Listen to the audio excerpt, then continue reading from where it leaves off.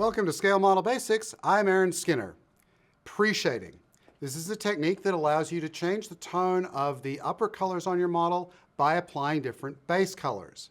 It's not ideal for every situation, but I find it really useful for monochromatic paint schemes because it allows you to make them a little bit more interesting and apply some variety kind of as you go along. What do we need to apply pre-shading? Well, first of all, you're going to need your model. In this case, I have these already primed with Tamiya Gray primer. You're going to need a black. You can use a white. I'll show you that. This is sort of an optional step. And you're going to need your top color. With that, let's go to the paint booth.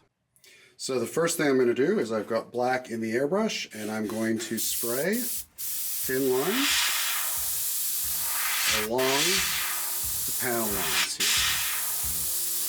It doesn't have to be perfect because you're going to cover it, but you want it to stick pretty close to the panel lines.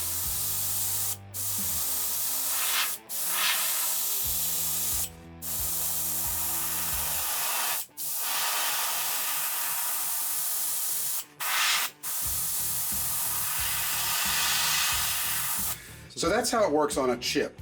Let me show you how it works on a real model so you get a sense of what you're going to do on your own.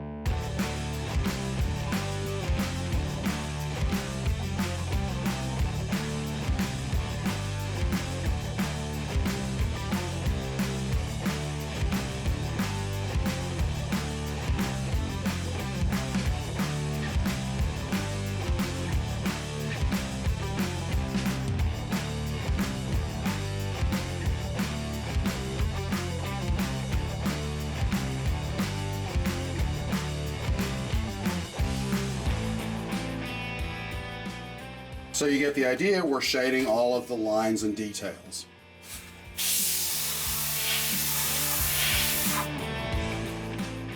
So next, we could go ahead and apply the top color now, but I'm going to apply some white in the panel centers to brighten up the whole overall effect.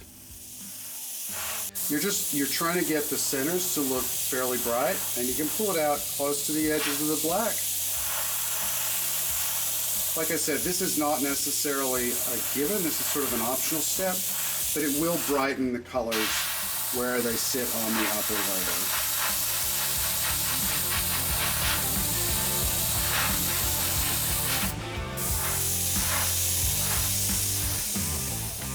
So, just like with the black, it doesn't need to be neat, it doesn't need to be perfect, you just need to highlight the panel centers.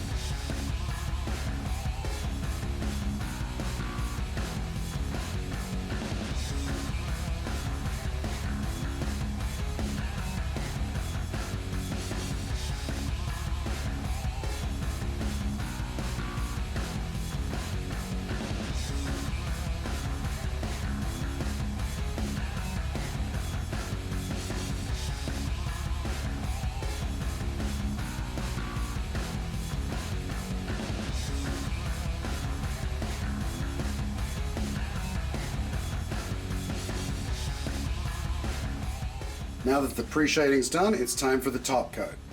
I'm using dark earth here as an example. So the object here is to not make it completely opaque. You want the base colors or the pre-shading to show through.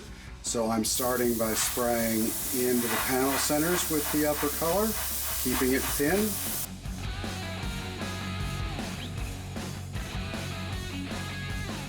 And then I will go over the pre-shaded lines and gradually cover those up just enough that there are still the hint of them there, but you've got a top color that's fairly consistent. And you can just keep adjusting it until you're happy with the overall effect. Let's see what it looks like on the actual model.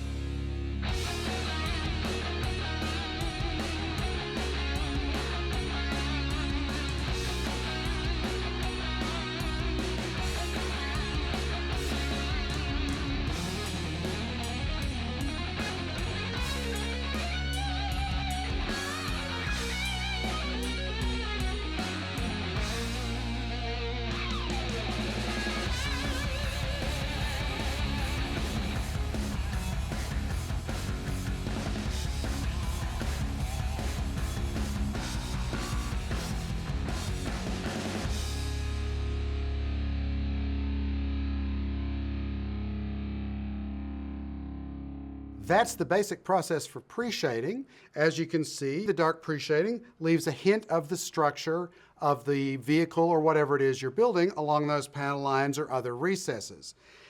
It's a subtle effect, but it looks really good. As you can see here, there is the hint of it on the rear portion as opposed to the front portion, which was not pre-shaded. So you get the outlines of the hatches and the structure here, whereas at the front, there's just not that much to see. It's not visually interesting. On the side, it accentuates the detail and structure of the vehicle and adds drama. Pre-shading's not for every effect, as I said earlier, but done right, it can really make a model look just a little bit more interesting. Thanks for watching. We'll see you next week.